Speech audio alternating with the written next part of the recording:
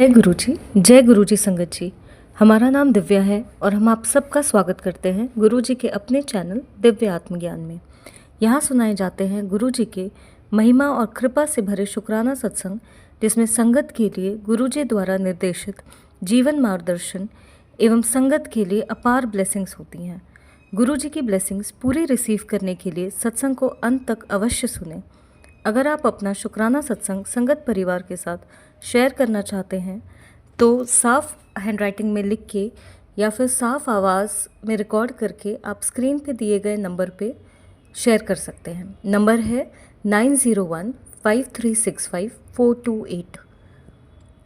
संगत जी, सत्संग में, शुक्राने सत्संग में गुरु जी की महिमा हो एवं उनका शुक्राना हो, ना कि अरदास। कृपया इस बात का ध्यान रखिएगा। आइए प्रारंभ करते हैं आज के शुक्राने सत्संग को। जय गुरु जी। गुरु जी, शुक्राना गुरु जी। संगत जी, हम आज का शुक्राना सत्संग गुरु जी के मंत्र जाप से प्रारंभ करते हैं। ओम नमः शिवाय, शिव जी सदा सहाय। ओम नमः शिवाय, गुरु जी सदा सहाय।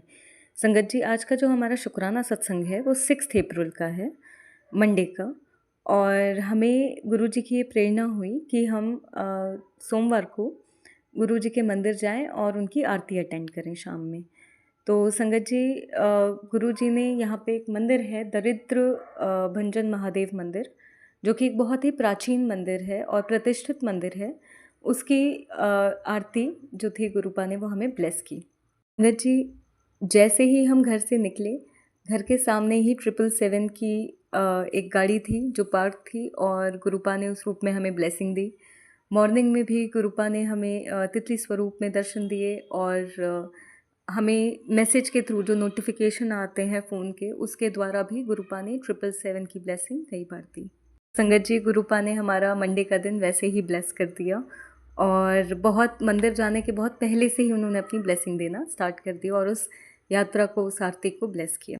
संगत जी, जब हम मंदिर जा रहे थे, क्योंकि हम फर्स्ट टाइम जा रहे थे तो हम ढूंढते हुए जा रहे थे। जब हम जा रहे थे इस रास्ते में तो पहले एक महादेव मंदिर पड़ा और संगत जी, हम उस मंदिर के साइड से हमारी एंट्री हुई तो हम मंदिर का नाम नहीं पढ़ पाए और हमें लगा शायद कि ये मंदिर है। और हम जब अंदर गए तो वहाँ उनका श्रृंगार हो रहा था।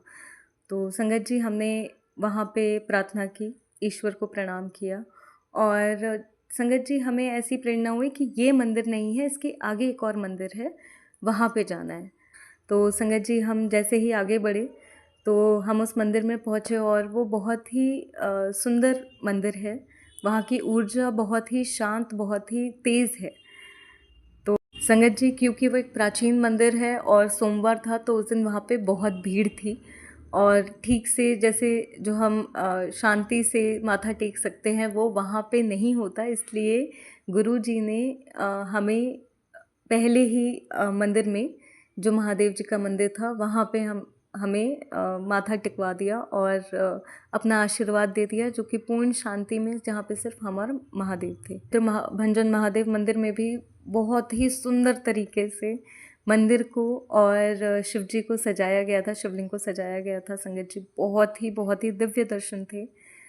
उसके बाद संगत जी, जब आरती शुरू हुई तो वो एक डिवाइन एक्सपीरियंस था, क्योंकि वहाँ पे एक साथ 4-5 डमरू बज रहे थे, नगाड़े बज रहे थे, शंख बज रहे थे, ढोल बज रहा था, मंजीरा बज रहा था संगत जी, और माइक पे बहुत प्यारी, बहुत भव्य आरती हो रही थी। उस आरती के दौरान गुरुपा ने अपना बहुत सारी ब्लेसिंग दी। उन आरती की वो ध्वनि से, जो ध्वनि उत्पन्न हुई, उससे शरीर में कंपन महसूस हुआ संगत जी। उससे जैसे गुरुपा ने, वो जो वाइब्रेशन था वो बहुत बहुत ज़्यादा डिवाइन था। वो अनुभव को आप शब्दों में नहीं पिरो सकते, वो ऐसा अनुभव था। पुष्पांजलि का समय हुआ आरती के बाद और सबको पुष्प दिए जा रहे थे और एक बच्ची थी जो एक डलिया में सारे फूल लेके आ रही थी और हमारा बहुत मन हुआ देख के कि हमें गुलाब का ही मतलब फूल मिले, हम वो उन्हें अर्पित करना चाहते हैं ईश्वर को।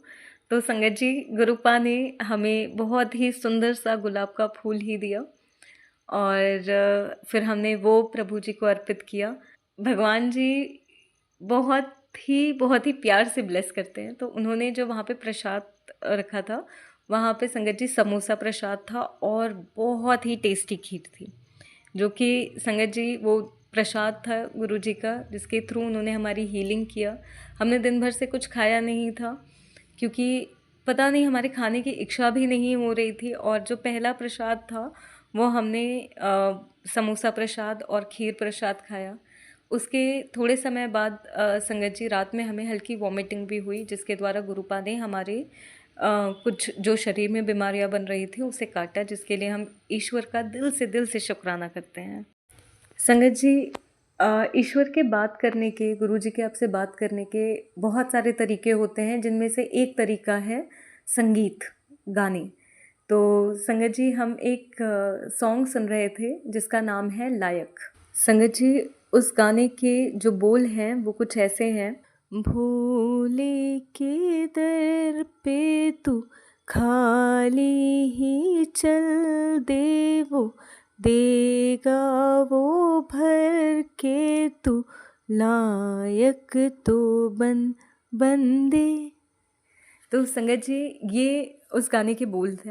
गुरुपा ने हमें हमारी प्रार्थना जो हमने की थी वो हमें जैसे याद दिलाई कि वो हर चीज़ सुनते हैं और कैसे अपनी संगत के आसपास होते हैं, कैसे उन्हें ब्लेस करते हैं। जब हम पहले मंदिर गए थे तो हमें लगा कि ये दरिद्र भंजन महादेव मंदिर है। तो संगत जी, जब हमने वहाँ पे माथा टेका तो हमने बस ये कहा कि प्रभु, हम खुद को आपके चरणों में समर्पित करते हैं। गुरु जी कहते हैं कि कभी भी मुझसे मांगो मत, बस मानो। तो संगत जी, इसका अर्थ ये है कि उनसे कुछ हमें मांगने की ज़रूरत नहीं है, हमें बस खुद को उन्हें सौंप देना है, उनका बन जाना है, उनके वचनों का पालन करना है, अपने कर्मों को, अपने मन को, अपने भाव को स्वच्छ रखते हुए। और संगत जी, जब हम उन्हें सौंप देते हैं ना, तो वो हमारा हाथ कभी नहीं छोड़ते। आज जब हम माथा टेकते हैं तो अपने दोनों हथेली हम ईश्वर की तरफ करते हैं और कहते हैं कि प्रभु, मैं तेरे दर पे खाली आया हूँ और मैं खुद को तुझे समर्पित करता हूँ। सर्वस्व महादेव अर्पणम, या जो आपके इष्ट हैं या जो आपके गुरु हैं, आप उन्हें कह सकते हैं कि सर्वस्व गुरु अर्पणम, सर्वस्व महादेव अर्पणम। तो संगत जी, अब आप अपने जीवन की डोर जो है वो ईश्वर के हाथों में थमा देते हैं, और जब आप ऐसा करते हैं तो ईश्वर आपके पल पल को ब्लेस कर देते हैं। ये हमने पहले मंदिर में प्रार्थना की, और संगत जी जब दूसरे मंदिर में गए तो गुरु जी ने देखिए हमें अपने गुलाब स्वरूप में भी ब्लेसिंग दी, समोसा और खीर प्रसाद भी खिलाया। और संगत जी, हमने जब भी हम कोई पोस्ट या सत्संग अपलोड करते हैं तो वो गुरु जी की प्रेरणा और उनकी कंप्लीट टेलीपैथी से होता है। तो हमने कल एक शॉर्ट्स अपलोड किया था, और संगत जी, कल फर्स्ट टाइम गुरु जी ने जो शॉर्ट्स में बैकग्राउंड म्यूज़िक लगता है वो डमरू का लगाया था।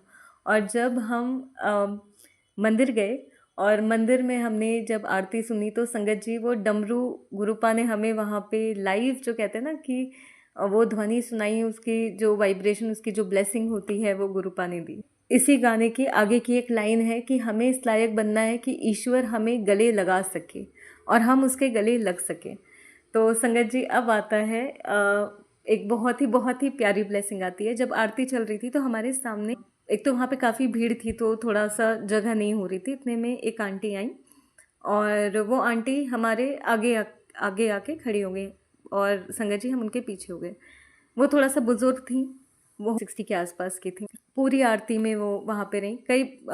उनके आगे थोड़ी जगह हो रही थी, मतलब वो थोड़ा सा गैप देके खड़ी थी और पीछे जगह नहीं हो रही थी, तो इसलिए हमने उन्हें एक दो बारी कहा कि आप थोड़ा सा आगे हो जाइए। इसके बाद संगत जी, जब आरती, और हमें फिर ये महसूस हुआ कि शायद ना उनको पैर में तकलीफ़ हो रही है, इस वजह से वो थोड़ा सा ज़्यादा हिल डुल रहे हैं या एक जगह नहीं खड़े हो पा रहे हैं।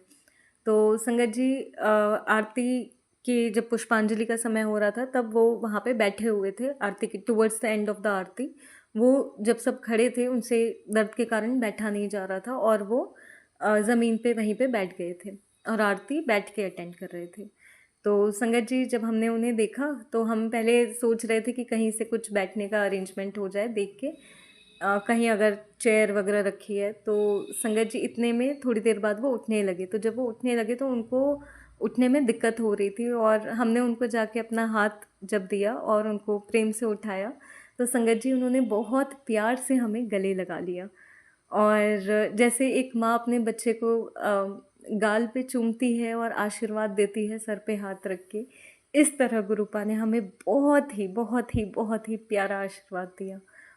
संगत जी, आंटी ने रॉयल ब्लू कलर की साड़ी पहनी थी और बांधनी प्रिंट था, और ये वही प्रिंट और ये वही कलर है जो जैसे हम कहते हैं ना कि एक आपके दिमाग में कोई ड्रेस होता है कि मुझे ये वाला ड्रेस लेना है, तो संगत जी ये उसी कलर, वही कलर था और वही प्रिंट था जिसका हमें एक सलवार सूट लेना था। और जब भी हम सोचते थे कि हम नया ड्रेस लेंगे तो हमें बार बार वो याद आता था कि हमें ये वाला जो सूट है ये हमें पसंद आया था और हमें ये लेना है।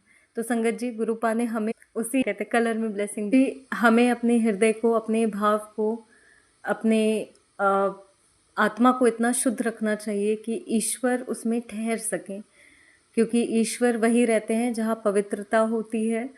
और इसीलिए कहते हैं कि गुरु जो है ना, पहले हमारे अंदर के जो अंतर्मन है उसके भांडे को बहुत अच्छे से साफ़ करते हैं, हमें पात्रता लाते हैं, हमें योग्यता लाते हैं, और उसके बाद हमें अपने दिव्य प्रेम से, दिव्य ज्ञान से, अपने संरक्षण से, अपनी करुणा से संगत जी हमेशा हम मतलब जैसे हमें ढक लेते हैं और हमारे पूरे जीवन को चमत्कारिक रूप से बदल देते हैं।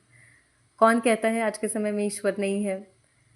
क्या हमारी आंखें खुली है कि अगर हमारे सामने ईश्वर हो तो हम उसे पहचान पाए? क्योंकि आप ईश्वर को तभी मिल पाएंगे जब आपके अंदर निर्मलता होगी। जैसे हमारे गुरु जी का नाम है श्री निर्मल सिंह जी महाराज।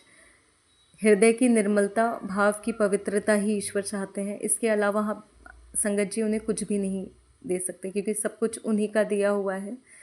तो हमें खुद को उनको समर्पित कर देना चाहिए। यही सच्ची भक्ति और सच्ची श्रद्धा, समर्पण होता है।